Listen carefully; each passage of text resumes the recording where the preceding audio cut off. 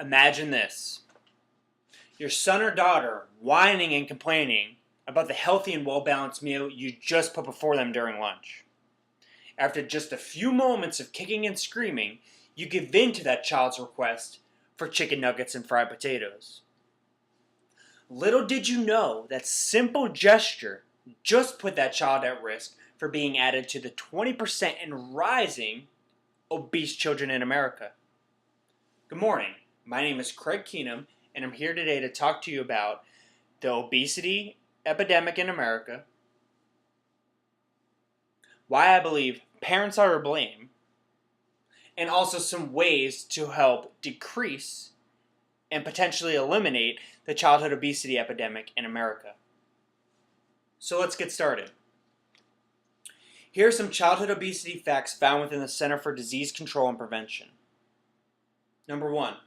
The percentage of children aged 6 to 11 years in the United States who are obese increased from 7% in 1980 to nearly 20% in 2008.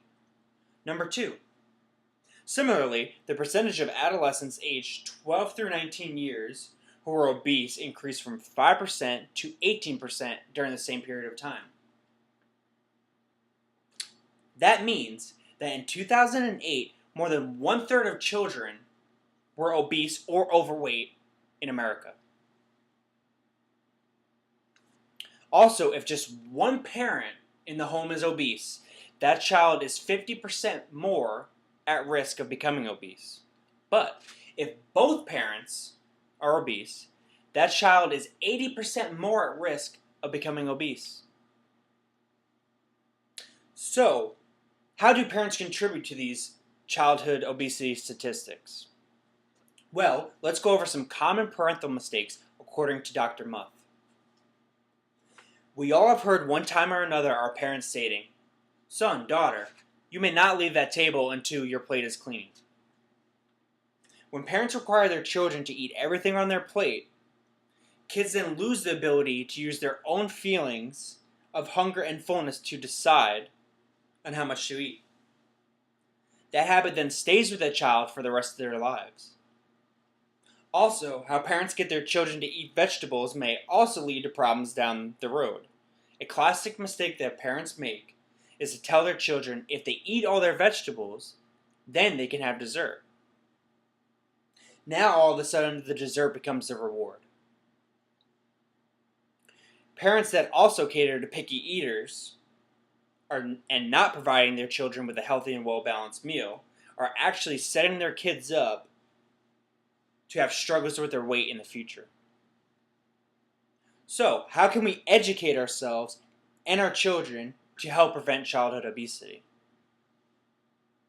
Well, let's go over some concrete ways to put a stop to this epidemic once and for all. Let's move. Help your child get active and stay active for at least 60 minutes a day, 5 times a week. This will help stimulate their metabolism while also playing and having fun. Also, get your children off the couch. I know this may be difficult, especially during our tech age, with all these gadgets galore. But we need to help remind our kids that staying active is also fun. Also getting involved in sports such as lacrosse, basketball, and even dancing helps promote positive social growth, which is also essential to the child's upbringing. Parents and caregivers play a key role in not only making healthy choices for children, but by also teaching children to make healthy choices for themselves. As parents, we need to keep healthy food in the home.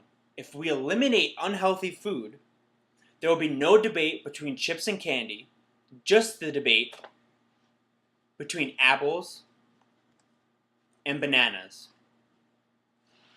According to www.letsmove.gov, the American Academy of Pediatrics, in collaboration with the broader medical community, is now educating doctors and nurses across the country about obesity to ensure that they regularly check the child's BMIs, provide counseling for healthy eating early on, and for the first time ever, write a prescription to the parents laying out the simple ways that they can do to increase the child's healthy eating habits and activity. So this morning, I have given you facts on childhood obesity, why I believe parents are to blame, and some ways to stomp out childhood obesity as a whole. If you take anything away from this speech, remember these 3 things. Number 1, get your children active and keep them active. Number 2, provide them with healthy meals.